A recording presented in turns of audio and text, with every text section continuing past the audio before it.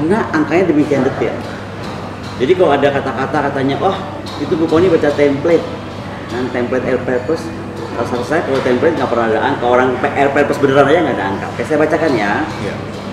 Di situ sampaikan misalnya di halaman 5, rent goods sejumlah 124 miliar 995 juta dolar Amerika Serikat dengan perhitungan A untuk akuisisi Alpha Hankam sebesar 79 miliar 99 juta 625.314 dolar Amerika Serikat.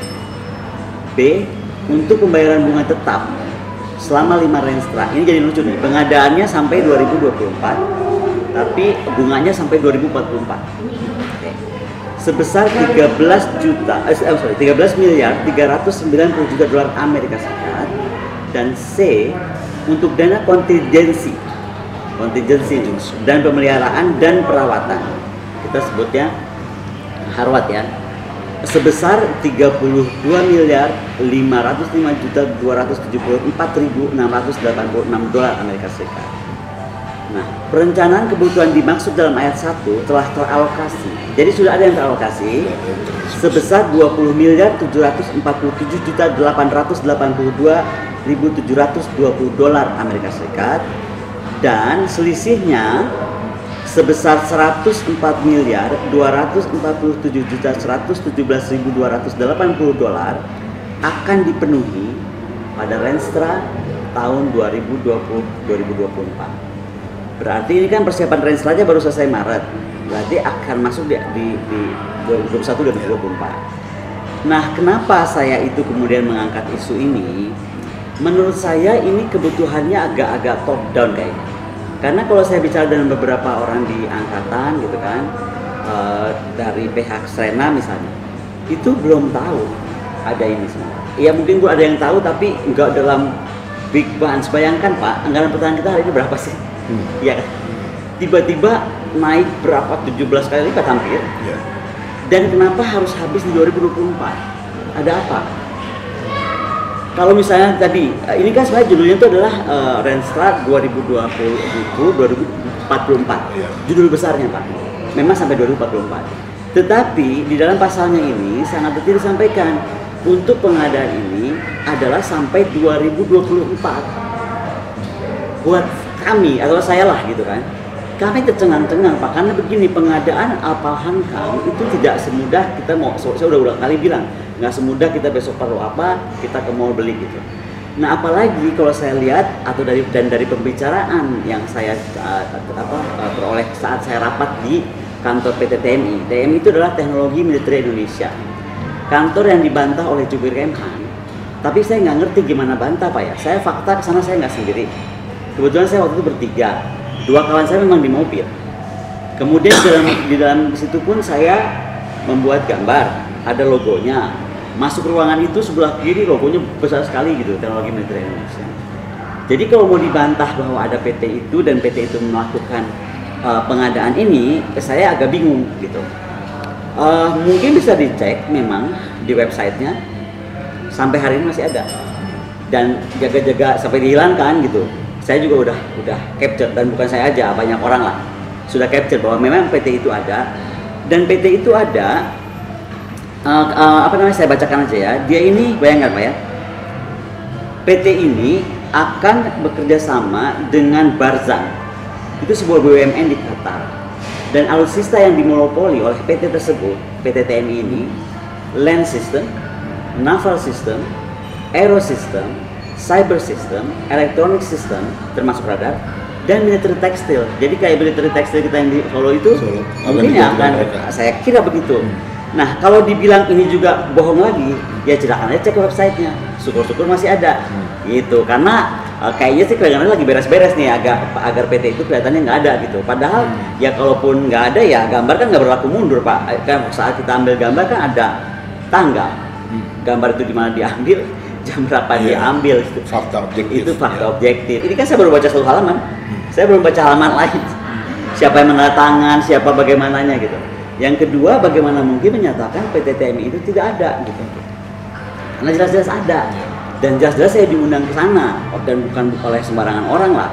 Bapak bisa bayangkan lah, mau itu PT bagaimanapun itu punya bagian dari Kemhan. Bapak tahu dong masuk Kemhan tuh nggak gampang, ya kan? Jadi nggak mungkin lah misalnya tiba-tiba saya datang main-main ke situ, kenal office boy misalnya, terus ayo dong gue mau masuk mau lihat nggak mungkin.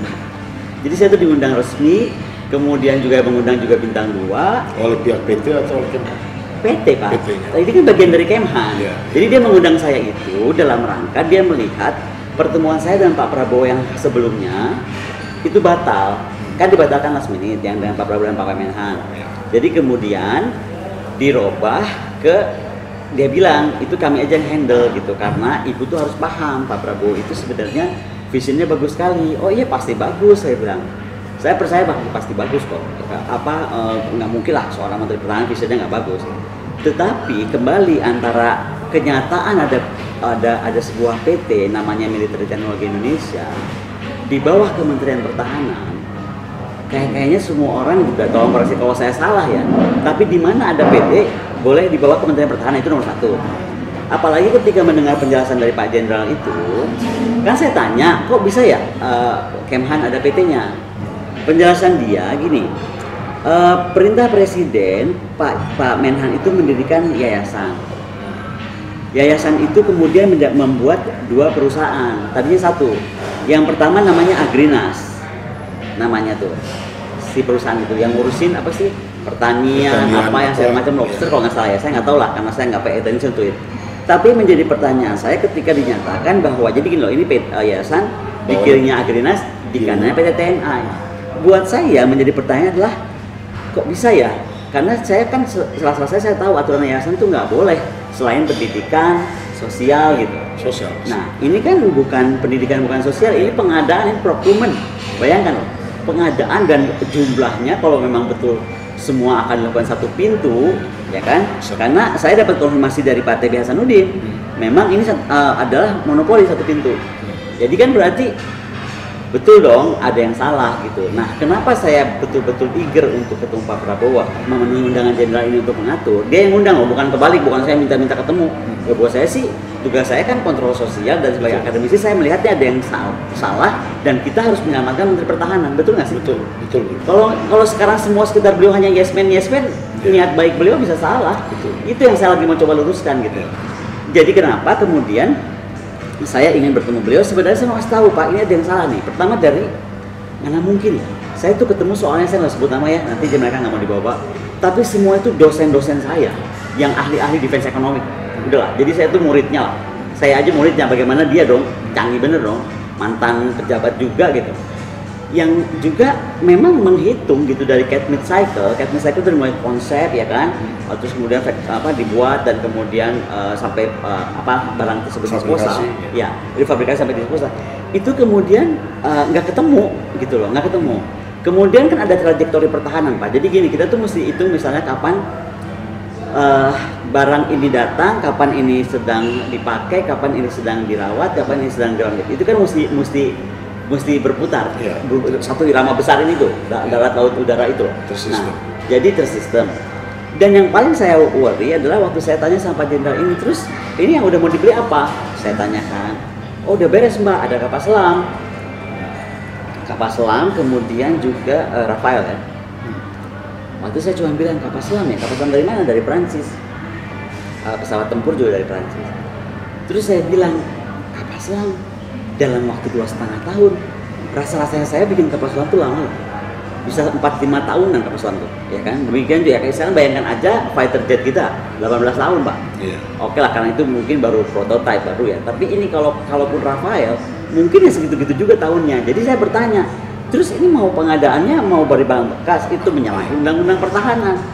Yang kedua saya bilang saya nggak ngerti kalau sampai ada pengadaan begini heboh. Karena kita ini sekarang apapun bentuknya ya, mau pinjaman dalam negeri, pinjaman luar negeri, apapun kalau pengadaan alutsista itu harus memperhatikan Undang-Undang Nomor 16 tentang industri pertahanan. Banyak mesti dipikir tentang transfer of technology, tentang mau reverse engineering kah, mau apakah gitu. Terus banyak hal, termasuk pendidikan, pelatihan itu kan ada paketnya. Jadi nggak cuma semata-mata ya tadi beli terus putus gitu. Nah itu yang menurut saya sudah dihitung pun nggak ketemu gitu. di angka tersebut ya. Nggak akan ketemu Pak, nggak akan ketemu. Kita mau bikin apa? Mau revolusi sekaligus nih, revolusi pertahanan gitu. Nggak akan ketemu gitu ceritanya. Jadi kalau menurut Ibu sendiri kira-kira angka itu menjurusnya kemana Bu? Mengapa ada angka tersebut? Ini yang kita lagi cari tahu sebenarnya, kenapa angka ini keluar, siapa yang mengajukan kepada. Sebenarnya kan ini menurut saya terlibat tuh nggak, kalau KE yang terlibat juga Penas Pak, jadi nggak cuma Kementerian Pertahanan, karena kalau pengadaan kredit ekspor itu harusnya Kementerian Bappenas terlibat, karena itu di bawah Bappenas. Nah jadi ini memang ya itu kita mesti tahu tadi hubungan antara Bappenas kemudian Kementerian Pertahanan ya kan. Nah, bagaimana nih sampai ada angka KE dalam pasal yang demikian detail sudah membagi sampai angka 2000 sampai tahun 2024. Keberatan saya dan kawan-kawan mungkin di DPR adalah kenapa ya mesti on rush gitu. Terus kenapa ya Asrena tuh banyak yang nggak tahu gitu. Nah, contoh saja misalnya saya nggak boleh sebutkan namanya, tapi satu hari sebelum Lebaran itu setelah saya bicara di media bahwa ini Asrena nggak terlibat di top down gitu kan. Itu tiba-tiba dari beberapa Asrena itu dikumpulkan pada satu hotel. Dan salah satu tuh telepon saya bintang 1. Kita nih bingung loh dipanggil disuruh cuma bikin daftar belanja gitu. Nah ini yang dari pertama saya khawatirkan, ini master plan atau roadmap atau daftar belanja, karena kalau cuma harus habis 2024 rasa-rasanya bukan master plan itu, rasa-rasanya saya itu daftar belanja. Sekali lagi rasanya saya ya Pak ya gitu loh. Dan inilah yang saya kira kenapa saya mesti bertemu Pak Prabowo gitu loh. Maksud saya tadinya adalah saya melihat beliau itu melakukan terobosan hebat sebenarnya. Pertama, ini dalam pertama kali kita dapat pinjaman Pak, kredit luar negeri 1.760 triliun itu APBN kita tahun 2013 kalau nggak salah. Sekitar APBN 2013. Kemudian kedua itu canggih banget. Itu menurut saya satu breakthrough bisa dapat dari Qatar. Saya nggak tahu hubungan beliau dengan Qatar kah atau Pak siapa yang punya hubungan dengan Qatar kah bisa melakukan ini. Yang kedua, saya melihat niatnya kayaknya benar Pak. Niatnya beliau itu benar-benar mau bersih-bersih Kemhan.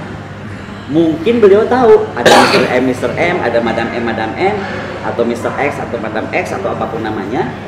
Dan kemudian mungkin niat beliau ya udah daripada banyak yang main dan kita udah nggak bisa kontrol mungkin ya kita aja bikin PT gitu. Nah, tetapi menurut saya kan sebagai menteri beliau nggak bisa naif. Gitu loh, maksudnya naif itu adalah punya ide langsung diimplementasikan tanpa bencana tanpa bencana. Misalnya di Kemhan ada biro hukum, ada Karokum, ya kan itu di Kemhan sendiri lah. Kan bisa ditanya Karokum, boleh nggak? Misalnya Kemhan tuh punya PT, boleh nggak? Kemudian yayasan atau kalaupun bukan Kemhan langsung tapi di bawah yayasannya Kemhan, betul nggak sih yayasan tuh boleh sekarang? Kalau kalau yayasan boleh Pak kita bisnis senjata, mau saya. Gitu. Jadi itu ceritanya. Kemudian rencana dengan pertemuan Pak Prabowo itu gimana? Jadi ya hilang karena terus gini ya, buat saya kan aneh. Kami waktu itu saya sedang menunggu yang tanggal 11. Kalau nggak salah rilis beliau itu dikeluarkan tanggal 10-nya apa tanggal 9 ya. Pokoknya dikeluarkan tanggal segitu. Nah, jadi buat saya dengan baru direncanakan tanggal 11, terus tiba-tiba malam-malam jam berapa itu rilis keluar, ya artinya mungkin dianggap tidak janji atau apa saya nggak tahu. Oke, kemudian ini kan masyarakat kan terus-menerus menginginkan perkembangan selanjutnya daripada mafia alutsista. Masyarakat juga ingin mengetahui sebetulnya bagaimana modus daripada mafia alutsista itu bekerja selama ini. Begini, karena kita itu memang ini salah satu kenapa saya ngomong soal Israel ya. Menurut saya itu kayak kita nggak punya hubungan diplomatik dengan Israel itu salah satu nih. Saya contohkan aja. Banyak barang-barang kita dari Israel itu harus menggunakan negara kedua atau negara ketiga. Kalau enggak negara keempat, negara kelima. Yeah. Ketika saya bilang negara, enggak harus negara dong. Bisa individu dong, bisa G ya kan. Bisa G, bisa B gitu. Nah, jadi itu yang menurut saya disitulah terjadi beberapa distorsi. Memang ada sih yang normal dalam bentuk memang dia representatif gitu. Tapi banyak hal terjadi adalah modusnya itu macam-macam. Itu saya bilang Pak, di cabinet cycle pun terjadi dari mulai konsep misalnya mereka sudah mau intercept, pengen nyocok-nyocokin ke barangnya misalnya. Jadi gini loh Pak, yang paling bahaya daripada mafia alutsista adalah dia akan push pengguna untuk menggunakan barang yang dia punya. Jadi bukan menggunakan atau mengadakan spek yang diminta. Nah, itu kira-kira terjadi juga di situ. Kemudian itu ke tahapan lain Pak, bisa macam-macam. Saya nggak akan cerita detail lah gitu kan. Tapi kan saya pernah jadi ketua Dewan Pengawas Industri Pertahanan Swasta.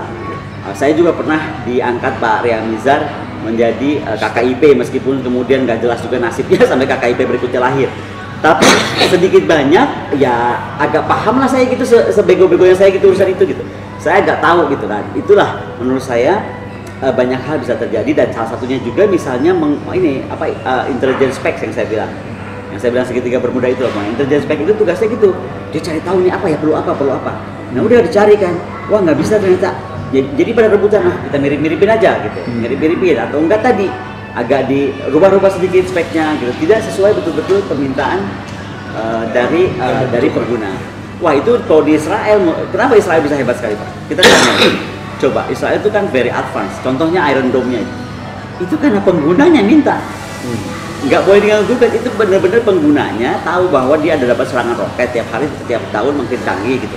Ya udah diciptakanlah R&D dan kemudian alat peralatan dan teknologi yang bisa memenuhi demand itu. Jadi nggak ada tuh yang main-main dengan spesifikasi atau apapun, karena mereka sadar betul artinya kedaulatan negara, artinya kenapa negara itu. Nah, kenapa saya bilang Mr. M, Madam M, Mr. X, Madam X ini bahaya, dan kenapa saya sih, kalau kan saya ditanya kemarin kenapa ibu ngurusin korupsi yang lain, lah bidang saya pertahanan, yang saya concern ya pertahanan. Yang kedua adalah gila, ini kalau sampai ada apa-apa sama pertahanan kita, pertama kita akan kehilangan putra-putra terbaik kalau ada apa-apa. Kedua, kalaupun kita nggak apa-apa, misalnya tidak terjadi, kalaupun misalnya tidak terjadi mafia di dalam proses MRO, ya kita apakah alat peralatan kita letal, gitu, dengan spek yang tadi tidak sesuai pelatihan kita, pendidikan kita, doktrin kita, gitu. Itu loh contohnya. Makanya kayak tiba-tiba Pak Menhan menyatakan pengen beli F-35, saya tuh bingung banget gimana ya bisa punya F-35. Kita nggak punya hubungan diplomatik dengan Amerika, kemudian itu pesawat yang sudah very lethal dan canggih sekali, dan nggak cuma harus dia punya F-35, dia mesti banyak sistem pendukungnya kan. Jadi jangan sampai kayak kapal selam Pak, punya kapal selam nggak punya kapal rescue misalnya, nggak punya kapal tender. Nah sama sebuah pesawat tempur canggih era kekinian juga itu perlu kita bilangnya harus terintegrasi lah semuanya gitu. Masyarakat juga bertanya, persoalan mafia alutsista di Kemenhan atau di sisi pertahanan ini mengapa tidak pernah bisa disentuh oleh KPK hingga saat ini? Menurut Ibu kenapa? Kalau saya begini aja, kemarin kan pernyataannya tuh adalah yakin betul Kemhan bersih, yakin betul mafia nggak ada. Kalau nggak salah gitu ya, saya sih nggak terlalu perhatiin sih kalau Bapak satu itu bicara ya, karena kadang-kadang bicaranya nggak logik. Kalau memang bersih nih Pak ya, so kenapa nyuruh saya ke KPK? Urusan saya apa? Saya nggak dirugiin, bukan duit saya 1.760 triliun atau berapa triliun, itu bukan uang saya kok gitu. Kalau uang saya yang diganggu, saya lapor Pak gitu. Tapi bukan nggak ke KPK, ke polisi dong, ya kan?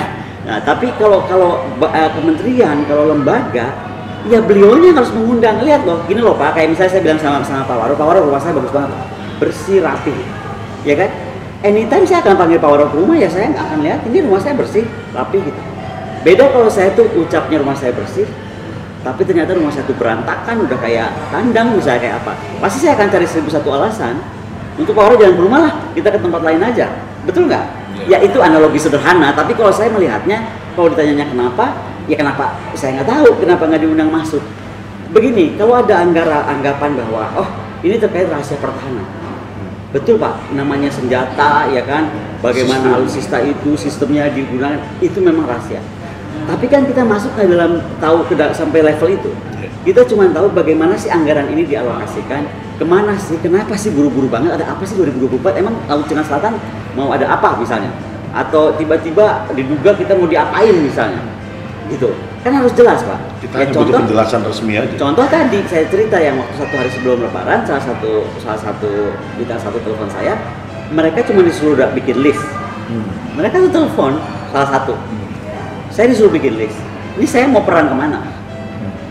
Itu pertanyaan sederhana, jangan tanya lagi doktrin Pak. Ini kita belum ngomong doktrin, belum ngomong apa. Saya ini mau perang kemana? Jadi kan saya akan beda dong kalau saya bilang saya mau perang ke Israel, misalnya nih, ajaib-ajaibnya gitu kan. Kita mau perang ke Timur Tengah, kita mau perang ke Australia, kita mau perang ke Laut Cina Selatan, atau mau perang domestik yang kita hadapi kan lain Pak. Nggak bisa sama, lain-lain. Ada jarak, ada macam-macam lah gitu kan. Nah. Ya apa mungkin maksudnya Pak Prabowo itu adalah tolonglah saya, jangan biarin saya sendirian, dan tolong mungkin bisa membantu untuk melaporkan ke KPK. Attitude-nya Pak Prabowo seperti itu, saya mengingatkan saya pada saat saya bertemu Pak Jokowi. Pak Jokowi itu Pak, waktu saya menghadap beliau dan saya tanya, Pak kenapa ya tentang visi Bapak tentang poros maritim dunia itu tidak jadi-jadi? Beliau itu orang yang humble loh Pak. Dia cuma ngomong gini, Bu Koni, saya ini presiden, yang dokter tuh Bu Koni. Jadi sekarang saya yang mendengarkan Bu Koni ngomong apa. Beliau ngambil kertas Pak, ngambil bolpen. Nah ini kan nggak terjadi Pak di Kementerian Pertahanan. Waktu saya ngomong kayak gini seolah-olah saya attack gitu. Padahal kan saya bukan attack, saya tuh pengen bilang bahwa ini uang negara loh, mau dia bentuknya kredit ekspor kah, mau pinjaman luar negeri kah, hantu belau apa saya nggak tahu. One day yang akan bayar ini tuh adik-adik kita. 1.760 triliun dan harus di spending 2024, why? Kasih saya reason kenapa 2024 harus habis. Sama seperti saya pengen tahu reason kenapa di pasal B ini tentang pembayaran bunga tetapnya langsung ditarik ke 2044 gitu loh. Iya kan? Kalau ini bisa saya pertanyakan, saya juga bisa tanya juga balik dong, kenapa kalau pengadaannya harus 2024 gitu. Ini Harvard nih ditulis bisa sampai sebesar 32 miliar US dollar ya kan? Apa gimana hitungan Harvardnya? Harvard ini kan begini loh Pak, nggak mungkin angka lahir kalau kita belum tahu barang. Iya, itu kan logik aja lah. Iya. Saya punya kapal selam nih. Oke, kapal selam saya apa? Ya kan jenisnya. Apakah bisa laku misalnya Cambogo? Oke, bisa dilakukan oleh PT PAL karena selama ini PT PAL sudah dibentuk untuk Cambogo. Tetapi ketika pernyataan jenderal itu bahwa, dan ini sudah resmi beberapa orang juga dengar, itu tadi yang saya baca juga dari Pak TB Hasanuddin, bahwa mau beli Scorpion. Saya mah Pak, kalau sampai kita punya Scorpion keren banget Pak. Kapal selam Prancis itu udah canggih banget. Saya sih mendukung sekali, kalau perlu beli 16 kalian. Tetapi pertanyaannya lagi, sudah terlibatkah undang-undang industri pertahanan? Karena kita mesti tahu teknologi apa yang kita punya supaya kita bisa bikin Scorpion itu. Karena nggak mungkin kita tiba-tiba biasa itu ke PT PAL, karena PT PAL selama ini pembangunan semuanya itu udah cocoknya untuk Cambogo. Apakah kita mesti bikin PT PAL baru? Nah itu belum masuk anggaran ini. Gitu loh Pak. Ataukah ada konsorsium apa, bagaimana roadmapnya, teknologinya seperti apa, itu yang sebenarnya mesti jelas dulu semuanya, baru ada anggaran. Jadi nggak bisa ini ada angka begini terus dibilang tidak ada penjelasan. Bukan ya oke lah, di sini mungkin nggak usah ada penjelasan karena ini pun menurut saya sudah terlalu jauh. Sebuah Renstra angkanya sudah masuk, berarti kan ini kan sudah solid gitu. Nah sementara saya cek langsung kok, ya kan, saya cek langsung ke tim yang memang selama ini ngurusin begini gitu. They are confused gitu, ini angka dari mana? Jadi gimana dong? Jadi pertanyaan saya jadi salah, kan gitu. Iya, iya. Kan tugas di akademis itu logiknya jalan, setelah logiknya jalan, dia harus mencari tahu kan, apanya. Dan makanya saya kemana-mana cari tahu gitu. Mungkin saya bodoh, mungkin saya nggak mengerti gitu. Karena dari data yang saya pegang, kok begini. Nah, tapi hampir semua yang saya temui, dan Pak ya tadi saya bilang, mau dosen-dosen saya, mau KSP, mau DPR Komisi 1 gitu kan. Mau telepon-teleponan sama beberapa orang di angkatan gitu, sama adik-adik kita yang pada WA semua dengan berita ini, ya they are confused juga gitu loh.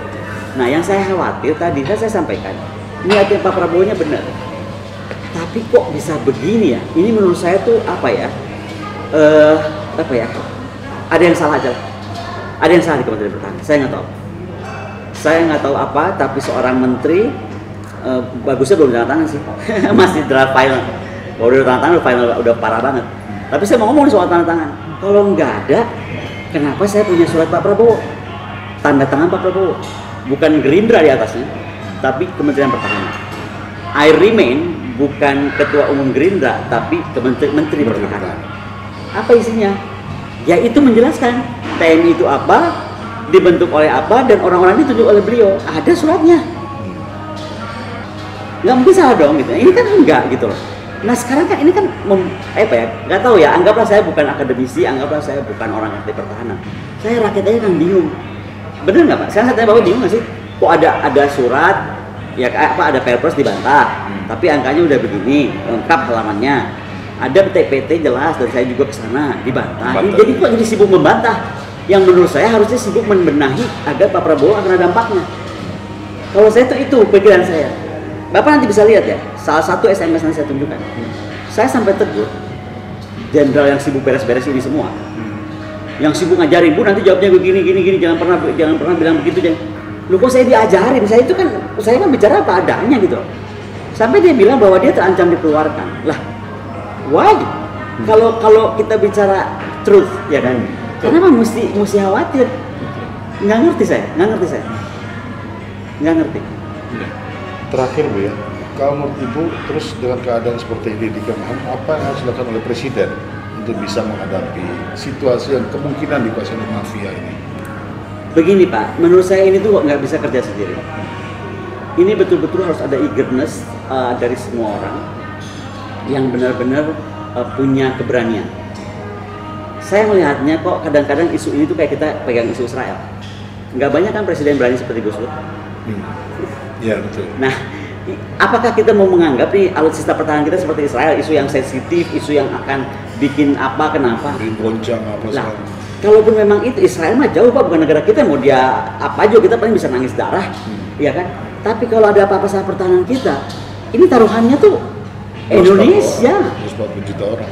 Taruhannya tuh Indonesia ke depan, sistem pertahanannya dengan konstelasi yang sekarang semua orang jago ngomong, proxy war lah, cyber war lah, udah istilah-istilah canggihnya perang masa depan. No? So, terus kita mau begini aja, harus berdiam diri, manut aja gitu ada uang.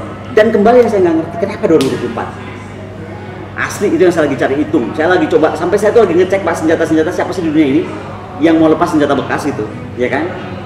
Yang harus habis atau masa pakainya tuh bisa kita hitung dengan capital cycle kita.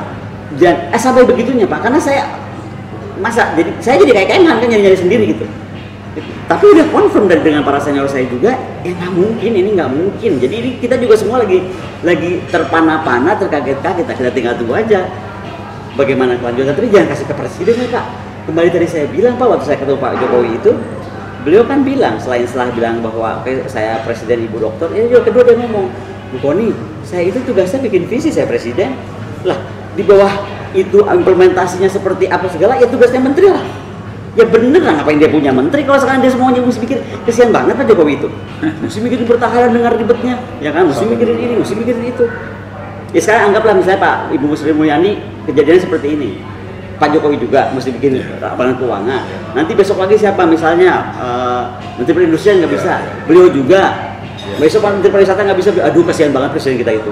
Dia baik, dia bisa memimpin, dia bisa membuat dobrakan Pak. Tapi kalau semuanya ke dia, beliau bukan Superman.